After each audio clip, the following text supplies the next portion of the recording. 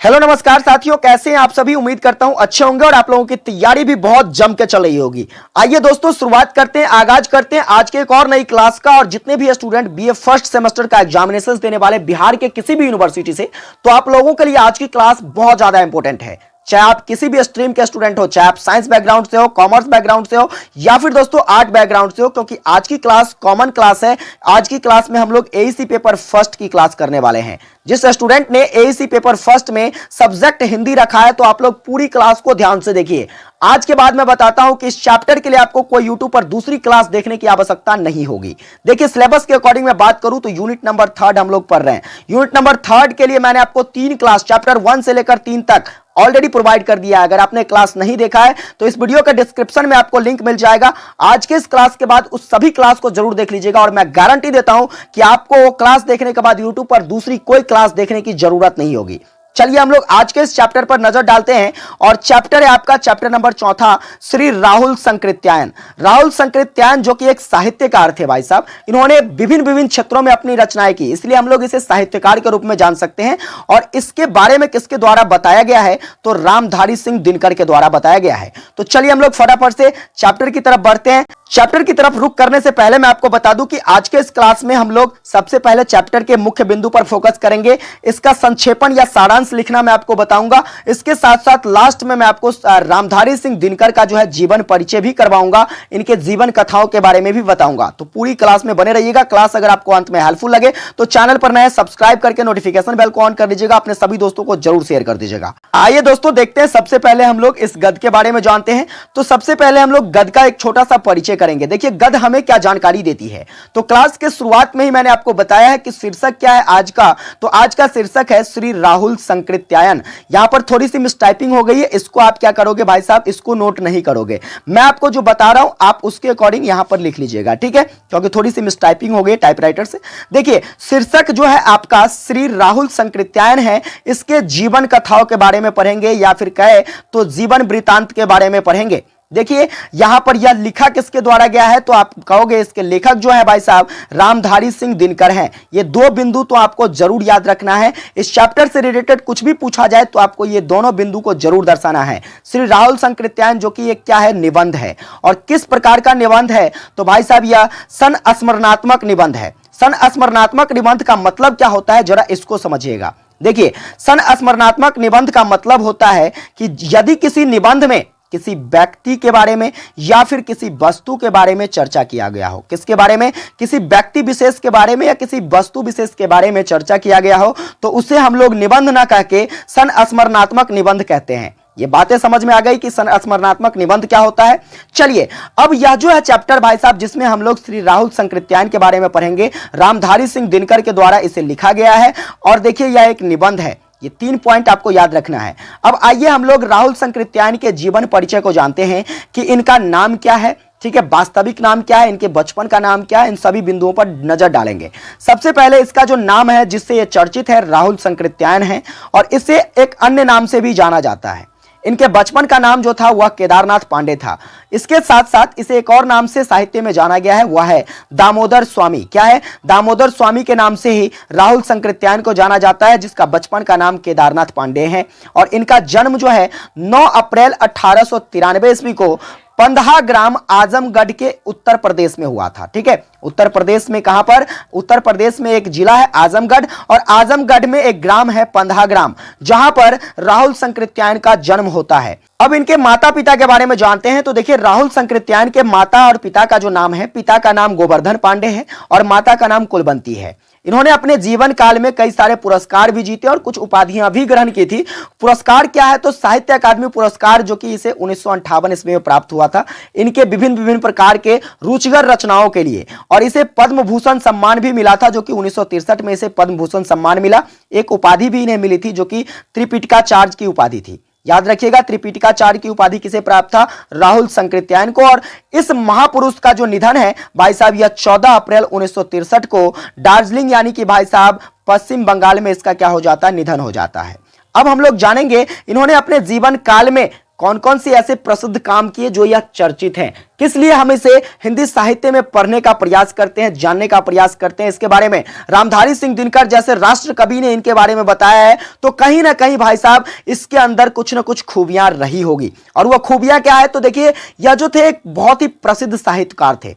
इन्होंने अपने जीवन काल में विभिन्न विभिन्न प्रकार की रचनाएं की, जैसे कि इन्होंने अपने जीवन काल में क्या कहते हैं, कहानियां लिखे, कविताएं लिखी, इन्होंने उपन्यास लिखा, निबंध लिखा, विभिन्न विभिन्न प्रकार की इन्होंने रचनाएं की, इसलिए यह काफी चर्चित है। और हिंदी रचनाओं में जो है यह काफी ज्यादा चर्चित माने जाते हैं। रचनाओं के साथ साथ इनके चर्चित होने का कुछ मुख्य बिंदु यह भी है कि इन्होंने अपने जीवन काल में तिब्बत से लेकर श्रीलंका तक की यात्रा की थी और अपने कहानी, कविता, निबंध में जो है इन सभी यात्राओं को वर्णित करने का प्रयास किया था, जिससे इनके द्वारा की गई रचना काफी रुचिकर हुई और इन्हीं रचनाओं के कारण जो है इसे पद्म भूषण सम्मान भी मिला था। तो चलिए हम लोग पढ़ते हैं। देखिए इन्होंने अपने हिंदी साहित्य में बौद्ध धर्म को अनुग्रहित करने के लिए इन्होंने कई बार कई सारे आंदोलन में जो है हिस्सा लिया। कई सारे आंदोलन में हिस्सा लेने के साथ साथ जो है यह लोगों को इंसाफ दिलाने के लिए कई बार जेल की भी यात्रा की है। और यह एक महान साहित्यकार होने के साथ साथ मैं बात करूं तो एक महान व्यक्ति के रूप में भी जाने जाते थे। इसलिए जाने जाते थे कि कभी भी किसी भी व्यक्ति को यह कष्ट में देखना नहीं चाहते थे। यदि इसके नजर के सामने कोई व्यक्ति कष्ट में करा रहा है, पीड़ा से करा रहा है, तो वह हमेशा उसकी मदद के लिए सामने आते थे, हमेशा उनकी मदद किया करते थे और इसीलिए यह काफी चर्चित व्यक्ति माने जाते हैं। राहुल संकृत्यायन की अगर मैं बात करूं तो इनका जो बचपन है यह कहां पर बीता था, ननिहाल में बीता था। इनका जन्म भी ननिहाल में हुआ था। पंदाहा जो है भाई साहब यह क्या है इसका, तो ननिहाल है और यहीं पर इनका जन्म होता है। इनका बचपन नाना के साथ बीतता है। यह नाना जो है नाना से काफी ज्यादा प्रेरित हुए, क्योंकि देखिए इनके नाना जो थे, नाना जी इनके बचपन में काफी सारी ऐसी कहानी, कविताएं सुनाया करते थे, काफी सारे ऐसे ऐतिहासिक घटनाओं के बारे में इसे बताया करते थे जो इसे काफी प्रभावित किया और बाद में जाकर जो है यह प्रभाव इसे एक बेहतरीन लेखक के रूप में, एक बेहतरीन साहित्यकार के रूप में सामने लेकर आया।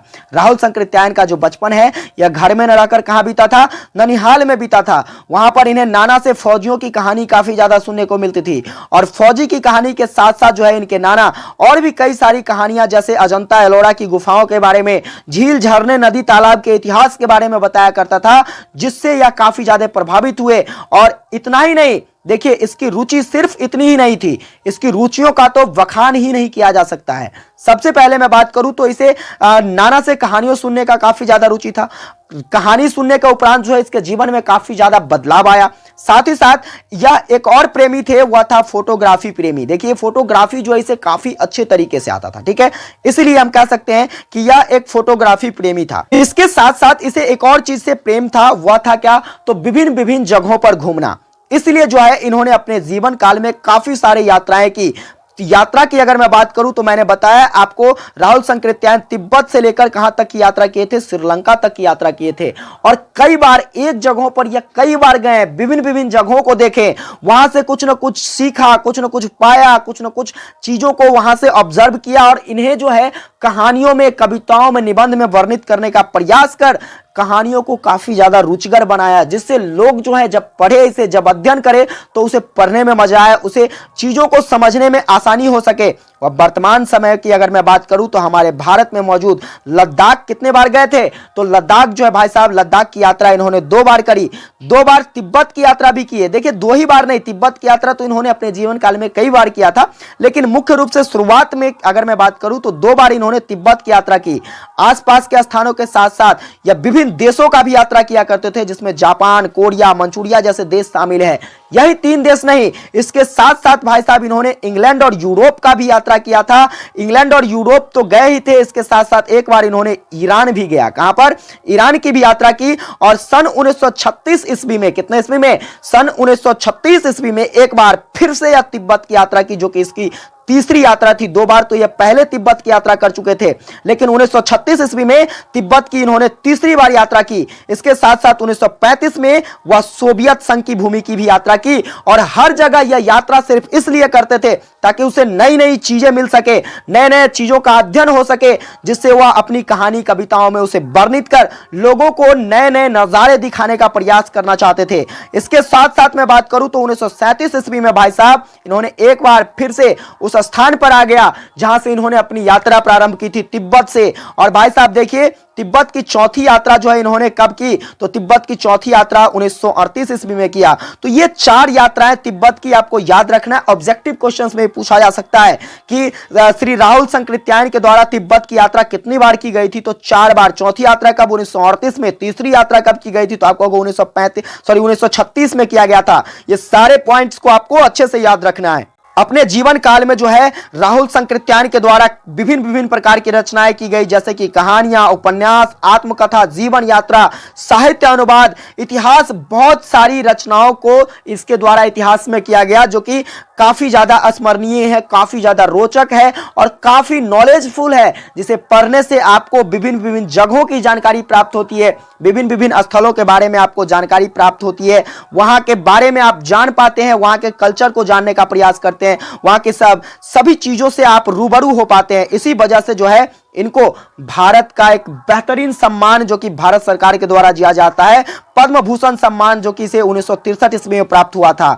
और साहित्य के लिए इसे 1958 ईस्वी में साहित्य अकादमी पुरस्कार से भी नवाजा गया। राहुल संकृत्यायन जब अपने बुढ़ापे अवस्था में आ गए तब उसको भूलने की बीमारी हो गई। याद रखिएगा, राहुल संकृत्यायन को बुढ़ापे में किसकी बीमारी हो गई, तो भूलने की बीमारी हो गई, जिसके इलाज के लिए इनको कई बार देश से बाहर भी ले जाया गया। लेकिन जब मृत्यु का समय आ जाता है तो आप कुछ भी कर लो, उसे बचाया नहीं जा सकता। तो इस भूलने की बीमारी के जो इलाज थे भाई साहब, काफी जगहों से इसे इलाज करवाया गया, लेकिन वो ठीक नहीं हो सके। अंतोगत्वा जो है 1963 ईस्वी में 14 अप्रैल को पश्चिम बंगाल, जो कि दार्जिलिंग में इसकी क्या हो जाती है, मृत्यु हो जाती है। तो ये कुल कहानियां थी, ये कुल जीवन कथा थी, किसके बारे में, राहुल संकृत्यायन के बारे में। उम्मीद करता हूं आपको अच्छी तरीके से समझ में आ गया होगा। अगर समझ में आ गया होगा तो एक बार लाइक का बटन दबाइए और कमेंट करके बताइए कि आपको समझ में आया कि नहीं। फिर हम लोग आइए बात करते हैं रामधारी सिंह दिनकर के बारे में, जहां से आपके पेपर में शॉर्ट टाइप क्वेश्चंस के साथ साथ ऑब्जेक्टिव क्वेश्चंस तो बनेंगे ही बनेंगे,